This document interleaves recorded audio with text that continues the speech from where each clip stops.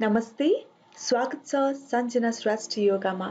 म हुँ सञ्जना र आज चाहिँ हामी हाइक अथवा ट्रेक जाँदाखेरि आफ्नो शरीरलाई ऊर्जा प्रदान गर्नको लागि र आफ्नो कडा भएको मांसपेशीलाई सजिलो गर्नको लागि योगा आसना के गर्न मिल्छ त्यो देखाउन आँटेको छु। यसको लागि हामीलाई म्याटको जरुरी छैन। सिधा उभौँ, आफ्नो ढाड सिधा गरेर र आफ्नो पहिला कुमलाई पछाडितिर गोलो घुमाऊ।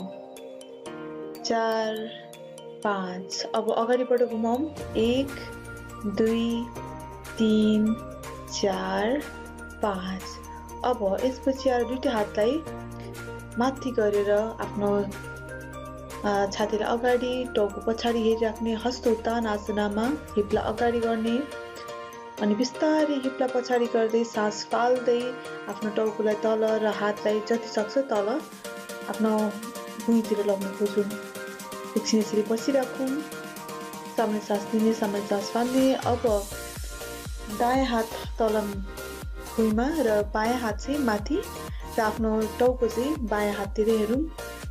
अब बायाँ हातलाई भुइँमा हालेर दायाँ हातलाई सिधा माथि सकेसम्म दुईटा हात एउटै लाइनमा राख्न खोजौँ र टाउको चाहिँ बायाँ हाततिर। दुईटा हात तल हालेर अब दुईटा हातले आफ्नो तिघ्रातिर हालेर आफ्नो ढाडलाई सिधा गरेर अगाडि हेरौँ। अब दुईटै कुइनोलाई एकअर्कामा समातेर आफ्नो हत्केलाले टाउको तल गरेर राख्ने। यो गर्दा आफ्नो पछाडिको ह्यामस्ट्रिङ अनि त्यसपछि आएर घुँडाको पछाडि अलिकति तनाव हुन्छ। अब आफ्नो दायाँ खुट्टालाई दायाँतर्फ फर्काएर अनि दायाँ घुँडालाई कुम्चाउने र आफ्नो शरीर चाहिँ सिधा तर टाउको चाहिँ आफ्नो दायाँ हत्केलातिर हेर्ने। वीरभद्रासना 2। एकछिन यसरी बसिराखौँ र बिस्तारै आफ्नो बायाँ हात तल आफ्नो बायाँ तिघ्रामा र दायाँ हात माथि पुरै अगाडिको शरीरलाई तन्काउँ, माथि आउँ र आफ्नो दायाँ हात तिघ्राको माथि, दायाँ तिघ्राको माथि अनि बायाँ हात चाहिँ माथि। आफ्नो दृष्टि आफ्नो बायाँ हाततिर हेर्दा भयो। अब माथि आएर त्रिकोण आसनको लागि तयार हौँ। पुरै आफ्नो दायाँ खुट्टालाई सिधा गरेर त्यसपछि दायाँ हातलाई तल आफ्नो दायाँ खुट्टातिर र दृष्टि आफ्नो बायाँ हातमा हेरिराखौँ। घुँडा चाहिँ सिधा गर्ने, नकुम्चाउने। अब माथि आउने। त्यही कुरा हामी अब बायाँ खुट्टामा गर्छौँ। बायाँ खुट्टालाई कुम्चाएर त्यसपछि दुईटा हातलाई सिधा प्यारलल गर्ने आफ्नो जिउ आफ्नो भुइँसँग र आफ्नो दृष्टि आफ्नो बायाँ हातमा। अगाडि खुट्टा कुम्चिरहेको छ।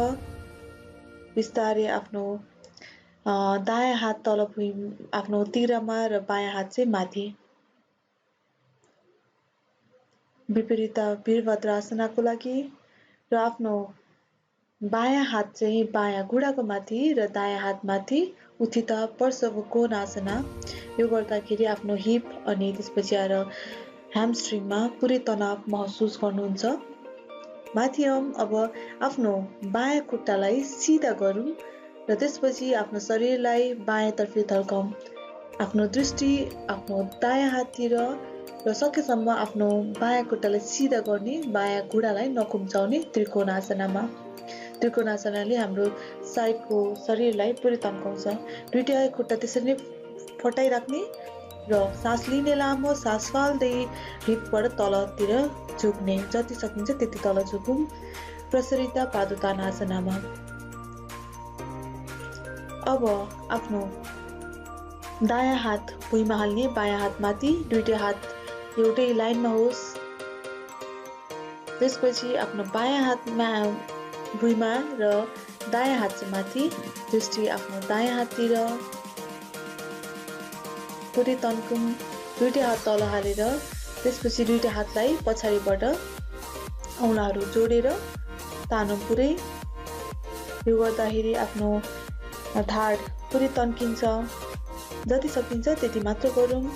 सास लिँदै लिँदै बिस्तारै आफ्नो हिपबाट माथि आउँ। दुईटै खुट्टालाई जोडौँ। अब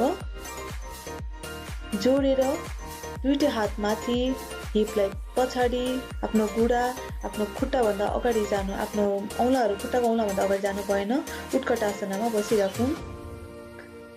सास सामान्य लिने र माथि आउने। अब आफ्नो दायाँ खुट्टालाई बायाँ तिरामाथि हाल्ने र हिपलाई अलि पछाडितिर लग्ने। अलि बसेको जस्तो गरौँ। दुईटा हातले आफ्नो दायाँ खुट्टालाई समातौँ र स्थिर हौँ। अब यही कुरा हामी आफ्नो बायाँ खुट्टाबाट गर्छौँ। बायाँ खुट्टालाई दायाँ खुट्टाको माथि हाल्ने, हिपलाई अलिकति पछाडितिर बस्न खोजौँ र सकेसम्म स्थिर हुन खोजौँ। दृष्टि स्थिर भएको ठाउँमा राखौँ।